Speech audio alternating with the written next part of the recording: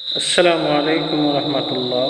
সম্মানিত প্রিয় বন্ধুগণ, মির্জা ফখরুল সাহেব তিনি প্রধান উপদেষ্টার সঙ্গে সফর শেষ করে এসে তিনি কিন্তু এখন পাগল হয়ে গেছে।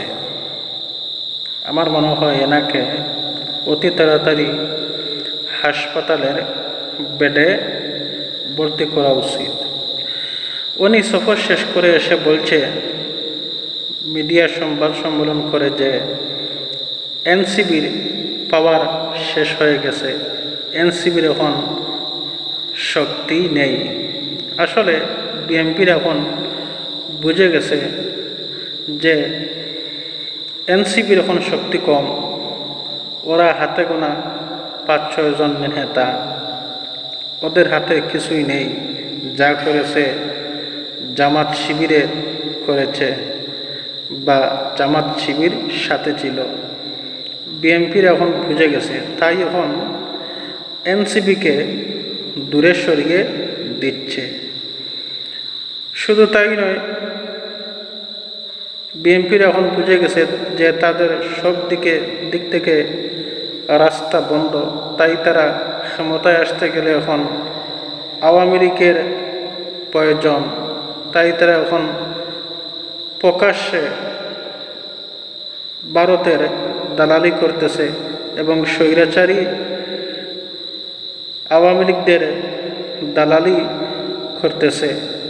বিএনপির মির্জা ফখরুল তিনি চাচ্ছেন যে আওয়ামী লীগের কাঁধে বর করে আর ভারতের দালালি করে তিনি আবার ক্ষমতায় আসবেন।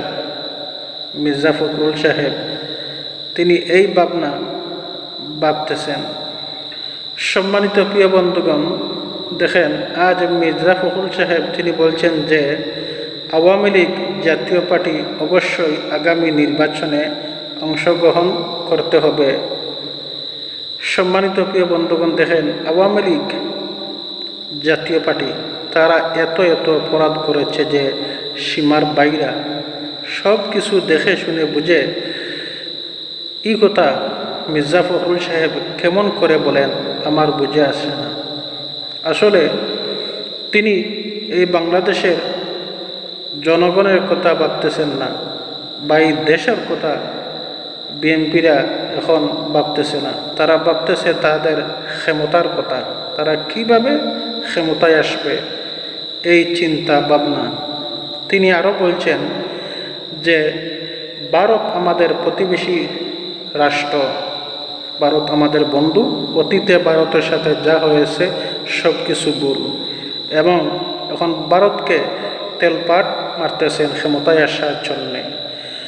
সম্মানিত প্রিয় বন্ধুগণ, এই দেশ, এই জাতি, এই জনগণ সজাগ থাকতে হবে যে ভারতের দালালদেরকে বয়কট করতে হবে।